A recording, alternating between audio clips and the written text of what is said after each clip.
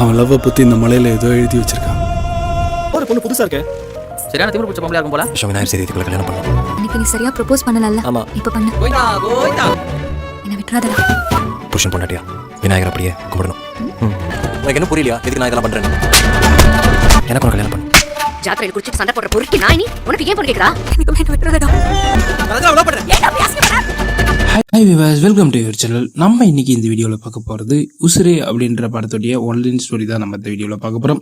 அதாவது இந்த படத்தை வந்து பார்க்கணும்னா ரொம்பவே வில்லேஜில் லவ் பண்ணுற மாதிரி ஒரு சீனை தான் வந்து எடுத்திருக்காங்க. இந்த படம் அந்த அளவுக்கு எல்லாருக்குமே பிடிச்சிருக்கும். மறக்காமல் இந்த கதையை வந்து கேளுங்க. ஸ்டார்டிங்கில் வந்து பார்த்தீங்கன்னா ஆந்திராவை தான் காட்டுறாங்க. ஆந்திராவில் ஒரு வில்லேஜ், ஆப்போசிட்லேயே வந்து பார்த்தீங்கன்னா புதுசாக வந்து வாடகைக்கு வந்து ஹீரோயினி வந்து வராங்க. என்னடா பழைய கதையே இருக்கும் போல் அப்படின்னு இப்போவே நினச்சிடாதீங்க. இனிமேல் தான் கதையே ஸ்டார்ட் ஆக போகுது. அதாவது ஆரம்பத்திலே வந்து பார்த்தீங்கன்னா இப்போ அந்த பொண்ணை காட்டுவாங்க. அந்த பொண்ணை காட்டும் போது, அதாவது ஜனனியை காட்டும் போது இவங்களுக்கு இந்த பொண்ணா ரொம்பவே திமிரு பிடிச்சுவ, ரொம்பவே அழகா இருக்கா, அதனால இவெல்லாம் வந்து யாரையும் லவ் பண்ண முடியாது அப்படின்னு சொல்லிட்டு ஒரு பக்கம் டிஜே, அதாவது ஆல்பம் சாங் எல்லாம் பண்ணுவார் இல்லையா, அவர் தான் ஹீரோ நடிச்சிருக்காரு. அவர் வந்து பார்த்தீங்கன்னா ஆல்ரெடி லவ் பண்ணுறதுக்காக பொண்ணுங்களை வந்து தேடிக்கிட்டு இருப்பாரு. ஆனால் அவங்க ஃப்ரெண்ட்ஸுங்க எல்லாமே சொல்லுவாங்க, உன்னால் அந்த ஜனனி பொண்ணுங்களாம் லவ் பண்ண முடியாது, ஏன்னா அவள் வந்து வேற லெவலில் அழகா வேற இருக்கா அப்படின்னு சொல்லிட்டு ஃப்ரெண்ட்ஸுங்க எல்லாமே வந்து பார்த்தீங்கன்னா ரொம்பவே உசுப்பேத்தி வந்து விட்டுட்டு இருப்பாங்க. அப்படி இருக்கும்போது அப்படியா சரி அப்படின்னு சொல்லிட்டு அவரும் அதை அப்படியே தள்ளி விட்டுட்டு அப்படியே வேற பொண்ணெல்லாம் பார்த்துட்டு இருப்பாரு. லாஸ்ட்டுக்கு நான் எதுக்கு வேற பொண்ணுங்கள்லாம் பார்த்துட்டு இருக்கணும், என் வீட்டுக்கு முன்னாடி இருக்கிற ஆப்போசிட்ல இருக்கிற பொண்ணையே நான் லவ் பண்றேன் அப்படின்னு சொல்லிட்டு டிஜே வந்து பார்த்தீங்கன்னா ஒரு பக்கம் லவ் பண்ண ஸ்டார்ட் பண்ணுவாரு. அதுக்கப்புறமா அந்த பொண்ணை வந்து லவ் பண்ணி அவங்க இருக்கிற லவ் பண்ண போறா அப்படின்னு சொல்லிட்டு டிராயிங் எல்லாம் வரைஞ்சிட்டு இருப்பாரு. அவங்க அம்மா கிட்டேயும் அவங்க ஃப்ரெண்ட்ஸுக்கிட்டையும் நான் தான் இந்த பொண்ணை லவ் பண்ண போறேன் அப்படின்னு சொல்லிட்டு கொஞ்ச நாள்லயே வந்து பார்த்தீங்கன்னா லவ்வும் வந்து பார்த்தீங்கன்னா சக்ஸஸ் ஆகிடும். லவ் சக்ஸஸ் ஆனோடனே அதை வந்து ப்ரப்போஸ் பண்ணுவார். கொஞ்சம் ஸ்பீடாக வந்து பண்ணிட்டு அங்கேருந்து கிளம்பி போயிடுவார். அதுக்கப்புறமா ஜனனியும் வந்து பார்த்தீங்கன்னா லவ் பண்ண ஸ்டார்ட் பண்ணிடுவாங்க. நீ எப்படி எனக்கு ப்ரப்போஸ் பண்ண, அப்போ வந்து ஏதோ பதற்றத்தில் நீ ப்ரப்போஸ் பண்ணிட்டு போயிட்டேன், இப்போ நீ நானும் தனியாக மட்டும்தான் இருக்கோம், ப்ரப்போஸ் பண்ணு அப்படின்னு சொல்லிட்டு அங்கே வந்து சொல்லுவாங்க. அப்படி சொல்லும் போது அந்த இடத்துல டிஜே வந்து பார்த்தீங்கன்னா ப்ரப்போஸ் பண்ணுவார். ப்ரப்போஸ் பண்ணும்போது என்னை எக்காரது கொண்டும் என்னை விட்டுட்டு மட்டும் போயிடாதரா, நான் உனக்காக எப்பயும் இருப்பேன் அப்படின்னு சொல்லிட்டு அந்த இடத்துல அந்த வார்த்தையை வந்து ஜனனி வந்து சொல்லிடுவாங்க. அதுக்கப்புறமா தான் பிரச்சனையே ஸ்டார்ட் ஆகுது. ஏன்னா லவ்னு ஒன்று இருந்தால் வீட்டில் பிரச்சனைன்னு ஒன்று இருக்கு இல்லையா, அந்த மாதிரி தான் வந்து பார்த்தீங்கன்னா பிரச்சனை வந்து ஸ்டார்ட் ஆகுது.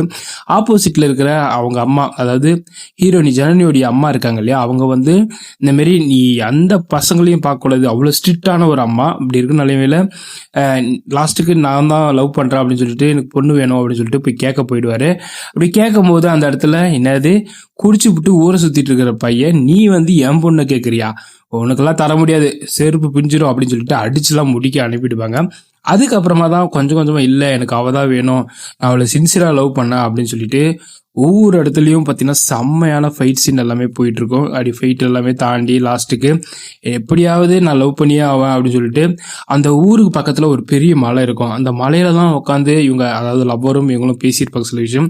அது எல்லாமே ஒரு கல்வெட்டு மாரி அந்த லவ்லாம் எழுதி வச்சிருப்பாங்க. அது பார்க்கறதுக்கு ரொம்பவே சூப்பராகவும் இருக்கும். அதுக்கப்புறமா இந்த படத்தில் எப்படியாவது ஜனனியை நான் லவ் பண்ணி மேரேஜ் பண்ணியே தீரணும் அப்படின்னு சொல்லி விநாயகர் சதுர்த்திக்குள்ளே மேரேஜ் பண்ணிக்கணும் அப்படின்னு சொல்லிட்டு சொல்லியிருப்பார் ஜனனி கிட்ட. ஆனால் ஜனனியும் போக சுத்தமாக வந்து பார்த்தீங்கன்னா ஹீரோவை வந்து வெறுக்க ஆரம்பிச்சிருவாங்க. அதுக்கப்புறமா அவர் எப்படி லவ் பண்ணி மேரேஜ் பண்ணாரா இந்த படத்தோடைய எண்டில் தெரியும். ஆனால் அவர் லாஸ்ட்டுக்கு என்ன பண்ணுறாரு அப்படின்னு பார்த்தீங்கன்னா சூசைட் பண்ணி அவரே வந்து பார்த்தீங்கன்னா இறந்து போயிடறாரு, ஹீரோவே செத்து போயிடறாரு. அதுக்கப்புறமா ஹீரோயினி என் மேலே இந்த அளவுக்கு லவ் வச்சிருக்கானா அப்படின்னு சொல்லிட்டு இந்த பக்கம் ரிலீஸாக அவங்க நினச்சி பார்ப்பாங்க. இந்த படம் வந்து கரெக்டாக 2 மணி நேரம் தான். 2 மணி நேரத்தில் ஹீரோ வந்து எந்த அளவுக்கு செம்மையாக வந்து ஆக்டிங் பண்ணியிருக்காரோ அந்த அளவுக்கு செம்மையாக பண்ணியிருக்காரு. அதேமாதிரி ஜனனியும் வந்து பார்த்தீங்கன்னா எதிர்பார்க்காத அளவுக்கு ஃபர்ஸ்ட் மூவி தான் அவங்க ஹீரோயின் நடிச்சிருக்காங்க. அந்த அளவுக்கு வந்து பார்த்தீங்கன்னா செம்மையாக வந்து நடிச்சிருக்காங்க. அதுக்கப்புறமா உண்மையான ஒரு விஷயம் சொல்லணும்னா, இந்த படத்தை மறக்காம ஒரு தியேட்டரில் போய் ஒரு வாட்டி விசிட் பண்ணி பாருங்க. ஏன்னா லவ் சீன் அப்படின்றத எப்பவும் போல பழைய வில்லேஜ், அதாவது வில்லேஜில் தான் இப்போ வந்து படமே எடுக்கிறது இல்லையே, இந்த படம் வந்து பார்த்தீங்கன்னா முழுக்க வில்லேஜில் தான் எடுத்திருப்பாங்க. வில்லேஜ்லேயே வந்து பார்த்த மாரி இருக்கும். வில்லேஜ்லேயே பின்னாடி நம்ம லவ் பண்ண பொண்ணு அந்த மாதிரி சீன் எல்லாமே வந்த மாரி ஒரு சில சீன் எல்லாமே இருக்கும். மறக்காம நீங்கள் எல்லாருமே வில்லேஜில் இப்போ ஒரு லவ் சீன் பார்க்கணும் அப்படின்னு எதிர்பார்த்தீங்கன்னா இந்த படம் உசுரே இந்த படத்தை வந்து பார்க்கலாம். இந்த படத்தோடைய ரேட்டிங் எவ்வளோ கொடுப்போம் அப்படின்னு பார்த்தீங்கன்னா 10க்கு மேக்ஸிமம் ஒரு 7 கொடுக்கலாம். ஏன்னா அந்த அளவுக்கு லவ் சீன் அந்த அளவுக்கு இருக்கு அப்படின்றத கன்ஃபார்ம் சொல்லிக்கிறேன்.